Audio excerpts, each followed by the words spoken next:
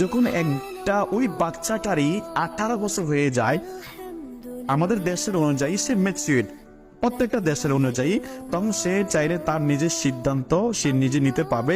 এর মানে কোনো আর ডেঞ্জারাস কোনো রিস্ক নাই, মানে সে চাইলে সে তার ফ্রিডম, তার মনের মতো সে চলতে পারে।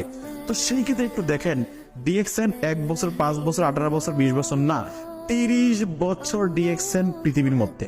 তাহলে যদি সেটা কোনো ইলিগেল হইতো, যদি এটা মানুষের টাকা পয়সা নিয়ে ভেগে যেত, তাহলে কবে ভাগতো? এখন প্রশ্ন হচ্ছে, কি টাকা পয়সা নিয়ে ভাগবে? আপনি কি এখানে 1 টাকা জমা দিয়েছেন? বা যারা ডিএক্সএন 5 বছর, 10 বছর, 20 বছর ধরে ডিএক্সএন বিজনেস করতেছে, কেউ কি 1 টাকা দিছে?